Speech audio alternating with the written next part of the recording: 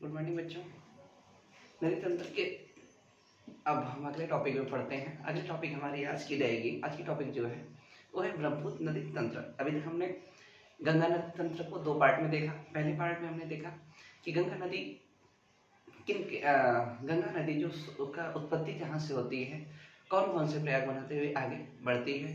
फिर हमने देखा कि अलकनंदा और भागीरथी नदी जब एक साथ मिल जाती है, वहाँ से हम गंगा नदी के नाम से उस नदी को जानते हैं। और वह हरिद्वार से मैदानी भाग में प्रवेश करते हुए बिजनौर के उत्तर प्रदेश के बिजनौर से उत्तर प्रदेश में प्रवेश करती है। फिर हमने देखा गंगा नदी की जितनी भी सहायक नदियाँ हैं उसके बारे में अध्ययन करने के बाद आज की जो टॉपिक हमारी रहेगी नदी तंत्र में, आज हम पढ़ेंगे ब्रह्मपुत्र नदी। देखिए, ब्रह्मपुत्र नदी तिब्बत की एक यांगत्से ग्लेशियर है। ठीक है, आइए उस पर डिस्कस करते हैं, वहाँ से बात करते हैं। ये तिब्बत की जगह है। तिब्बत प्लेट है। तिब्बत प्लेट में एक जगह है आंग्सी ग्लेशियर। आंग्सी ग्लेशियर से एक नदी निकलती है जिस नदी का नाम है यार्लुंग सांगपो नदी, या चीन बोला जाए या तिब्बत बोला जाए। यहाँ पे कौन सी नदी निकलती है?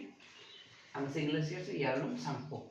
ये आगे बढ़ते हुए पूर्व की तरफ बढ़ते हुए अरुणाचल प्रदेश के पास में आती है। तो एक जगह है नामचा बरवा।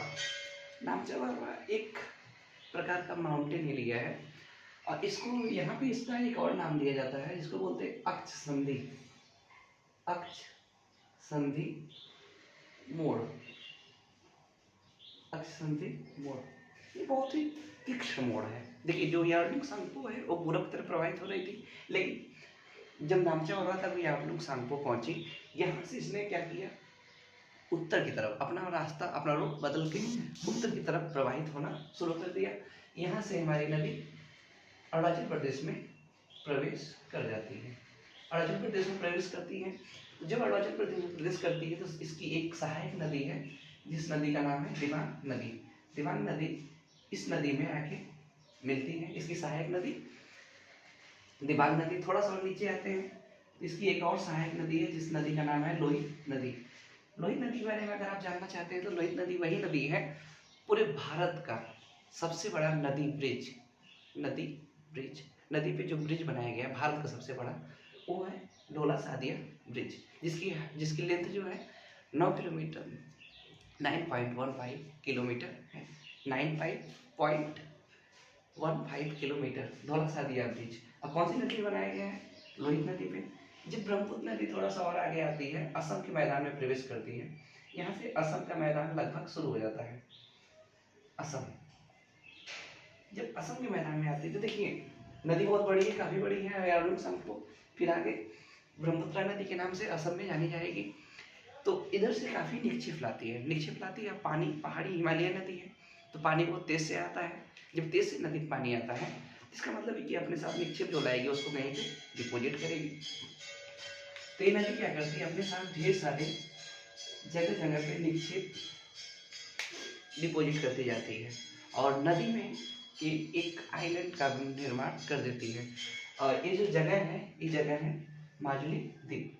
माजुली द्वीप पूरे विश्व का सबसे बड़ा नदी द्वारा बनाया गया द्वीप है। माजुली द्वीप जैसे अगर आप कभी घूमने जाए ना माजुली द्वीप के पास में, तो वहाँ पे आप देखेंगे कि नदी है, नदी के बीच में छोटे छोटे ढेर सारे आइलैंड हैं। टूरिस्ट लोग वहाँ पे घूमने की दृष्टि से जाते रहते हैं। आप भी जाना चाहें तो यहाँ पे जा सकते हैं। और याद करिएगा, बहुत बार आपसे सवाल पूछा गया है कि भारत पूरे वर्ल्ड में नदी द्वारा बनाया गया सबसे बड़ा द्वीप कौन सा है, तो वो है माजुली द्वीप। माजुली द्वीप कोई एक द्वीप नहीं है, ढेर सारे द्वीपों का गुच्छा है वहाँ पे माजुली द्वीप। जब एक ब्रह्मपुत्र नदी थोड़ा सा और आगे आती है, एक नदी है जो कि तिब्बत से निकलती है।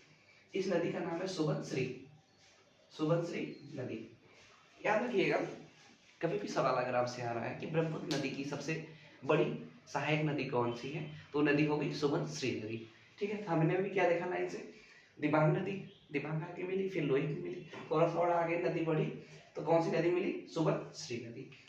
उसके बाद एक नागालैंड की पहाड़ी से नागालैंड में दिलसांग पहाड़ी है, वहां से एक नदी निकलती है धनश्री भी आके असम के मैदान में ब्रह्मपुत्र नदी में मिल जाती है। फिर उसी नागालैंड से एक और नदी निकलती है जिसका नाम है मैलेक नदी। ये भी असम में आके मिल जाती है। फिर ये भी तिब्बत और भूटान के रेंज से एक नदी निकलती है जिसका नाम है कमेंग नदी। कमेंग नदी, कमेंग। अच्छा, जो भारत में एक काजीरंगा नेशनल पार्क है, काजीरंगा नेशनल पार्क, ये किस नदी के तट पे है? या काजीरंगा तट नेशनल पार्क कमेंग नदी के एरिया में पाया जाता है। ठीक है, इसके बाद हम बात करेंगे मानस नदी। ठीक है, मानस नदी के बारे में एक बात है कि मानस नदी जो भूटान से निकलती है, भूटान से निकलेगी और इस नदी के तट पे मानस नेशनल पार्क अवस्थित है। इसके साथ ही भूटान से एक और नदी निकलती है जो संकोश। अगर कभी आप भारत का मैप ध्यान दें, एक मैं रफली डायग्राम बनाता हूँ, तो जब ऐसे आप बात करते हैं ये सिक्किम और ये अरुणाचल प्रदेश का, तो यहाँ पे से यहाँ तक पश्चिम बंगाल लगा होता है और यहाँ पे असम। जो असम और ये पश्चिम बंगाल का क्षेत्र है ना, यहाँ पे ये दोनों का बॉर्डर, यही जो संकोश नदी है, संकोश नदी क्या करती है? पश्चिम बंगाल और असम का बॉर्डर निर्धारित करती है। मतलब दोनों बॉर्डर, एक तरफ पूर्व पश्चिम की तरफ पश्चिम बंगाल हो जाता है और पूर्व की तरफ असम का बॉर्डर शुरू होता है। ठीक है, संकोश नदी के बारे में क्या ध्यान देना है? मानस सुबलश्री नदी, सुबलश्री ब्रह्मपुत्र नदी की सबसे बड़ी सहायक नदी है। कमेंग नदी पे काजीरंगा नेशनल पार्क है जहाँ पे एक सींग वाले गैंडा बहुत प्रसिद्ध है। दूसरा मानस नदी पे मानस नेशनल पार्क है। और संकोश नदी जो भूटान से निकलती है, असम और पश्चिम बंगाल का बॉर्डर निर्धारित करती है। इसके साथ ही सिक्किम में एक नदी है, इस नदी का नाम है तीस्ता नदी। तीस्ता नदी दो नदियों के संयोजन से, इसमें दो नदी आके मिल जाती है। एक नदी मिलती है इसकी रैंगपो नदी और दूसरी नदी मिलती है रंगीत नदी। रंगीत नदी और रैंगपो नदी मिलके दार्जिलिंग हिल को पार करते हुए ब्रह्मपुत्र नदी में जाके बांग्लादेश में जाके मिल जाती है। तीस्ता नदी के बारे में एक कहानी प्रचलित है कि तीस्ता नदी पहले गंगा नदी की सहायक हुआ करती थी। पृथ्वी के आंतरिक हलचल के कारण तीस्ता नदी का मार्ग परिवर्तित हुआ और प्रेजेंट टाइम में बांग्लादेश में जाके ब्रह्मपुत्र नदी में मिल जाती है। जब बांग्लादेश में ब्रह्मपुत्र नदी का प्रवेश होता है, इस नदी को जमुना नदी के नाम से जाना जाता है। देखिए, ब्रह्मपुत्र नदी का नाम कितना नाम चेंज हुआ? पहले तो याबलुंग सांगपो के नाम से गई, फिर जब वो असम के मैदान तक प्रवेश की तो हम उसको ब्रह्मपुत्र के नाम से जानते हैं।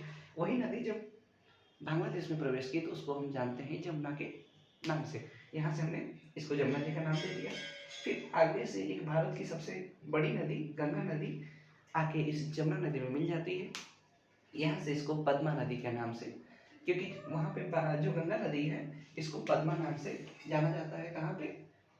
बांग्लादेश में पद्मा। ओके, तो यहाँ पद्मा नाम से हो जाती है। एक नदी यहाँ से चलती है मणिपुर से, मणिपुर के पहाड़ियों से एक नदी चलती है और ये नदी आती है एक कैंची मोड़ ऐसे, मतलब जैसे कैंची का वी डिजाइन होता है, ऐसे मोड़ बना के फिर जाके ब्रह्मपुत्र नदी में मिल जाती है। और इस नदी का नाम है बराक नदी। जब बराक नदी पद्मा नदी से मिल जाती है, मतलब पद्मा मतलब ब्रह्मपुत्र नदी और गंगा नदी मिल चुकी हैं, तो वहाँ से उसको पद्मा के नाम से जाना जाएगा। तो जब बराक नदी वहाँ पे जाके मिल जाती है, वहाँ से जो पद्मा नदी थी उस नदी को बराक मेघना नदी के नाम से जाना गया। आइए एक बार क्विक रिवीजन करते हैं। आंगसे ग्लेशियर से यार्लुंग सांगपो नदी निकली, नामचा बरवा के मोड़ से अक्षय संस्कृति मोड़ से वापस अंदर आई, तो एक पूर्व की तरफ से दिबांग नदी, लोहित नदी आके इसमें मिली। फिर वो नदी आगे चली तो माजुली द्वीप ने का निर्माण किया। आगे आई तो सुबनसिरी जो ब्रह्मपुत्र नदी की सबसे बड़ी सहायक नदी है, वो इसमें आके मिल गई असम के मैदान में। फिर नागालैंड के दिलसांग पहाड़ी से धनसिरी नदी और नागालैंड से मैलिक नदी असम के मैदान में जाके ब्रह्मपुत्र नदी से मिल गई। इसके बाद एक कोकली नदी है, मेघालय के पठार से निकलती है, ये भी असम में जाके ब्रह्मपुत्र नदी से मिल जाती है। और इधर से देखा जाए कमेंग नदी काजीरंगा नेशनल पार्क है और ये ब्रह्मपुत्र नदी में आके मिल जाती है। इसके बाद भूटान से कई नदियाँ निकलती हैं, लेकिन जो इम्पोर्टेंट नदी है जैसे संकोश और मानस नदी पे मानस नेशनल पार्क। संकोश नदी क्या करता है? असम और पश्चिम बंगाल के बॉर्डर का निर्धारण करता है। इसके साथ ही सिक्किम से एक नदी निकली तीस्ता नदी वही नदी जो कि पहले कुछ अतीत उसका गंगा नदी की सहायक नदी हुआ करती थी, लेकिन प्रेजेंट टाइम में ब्रह्मपुत्र की सहायक नदी है और ये बांग्लादेश में जाके ब्रह्मपुत्र नदी में मिल जाती है। तीसरा नदी की सहायक नदी रैंकपुर नदी और रंगीत नदी है, जो कि दार्जिलिंग हिल्स पार करते हुए बांग्लादेश में जाके मिल जाती है।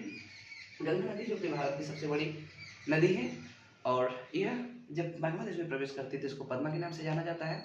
पद्मा और उधर से ब्रह्मपुत्र नदी जब आती है, दोनों नदी, एक जमुना नदी हो जाती है और एक पद्मा नदी, दोनों मिल जाती हैं। इसके बाद ही पद्मा के नाम से आगे जानी जाती है। एक मणिपुर की पहाड़ियों से, लैमाटोल की पहाड़ी मणिपुर में है, वहाँ से एक नदी निकलती है जो कि बराक नदी के नाम से जानी जाती है। ये गुमटी मोड़ या अक्ष संधि मोड़, मतलब जैसे एक कैंची मोड़ की तरह से रास्ता तय करती है और तय करके फिर जो है पद्मा नदी में मिल जाती है। वहाँ से इस नदी को पद्मा मेघना नदी के नाम से जाना जाता है। उसके बाद एक पद्मा मेघना नदी बंगाल की खाड़ी में जाके अपना सुंदरबन का डेल्टा बनाते हुए अपना जल का निक्षेप कर देती है। आज हमारा ब्रह्मपुत्र नदी का तंत्र पढ़ लिया गया। अगला नदी जो हम पढ़ेंगे वो रहेगी सिंधु नदी तंत्र। हमारा ये एक एक चैप्टर, एक एक टॉपिक धीरे धीरे चलता रहेगा। कल हमारी जो टॉपिक रहेगी मॉर्निंग में, मॉर्निंग की टॉपिक हमारी रहेगी सिंधु नदी तंत्र। मॉर्निंग के 10 बजे आपको इसकी वीडियो मिलेगी और शाम की टॉपिक में आपके साथ मिलेगी पॉलिटी, जिसकी टाइमिंग रहेगी 10:30 बजे तक। 10:30 बजे आपको पर डे एक पॉलिटी की टॉपिक मिलेगी और सुबह में 10 बजे आपको एक ज्योग्राफी की टॉपिक रहेगी। ये जो टॉपिक हमारी है पूरी तरीके से यूपीपी यूपीएसआई को लेके है।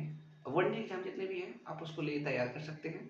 हमारा बैच पूरा इसी में डेडिकेशन रहेगा। वन डे एग्जाम आप कोई भी तैयारी करते हैं तो जीएस को आप अच्छे से तरीके से समझाया जाए।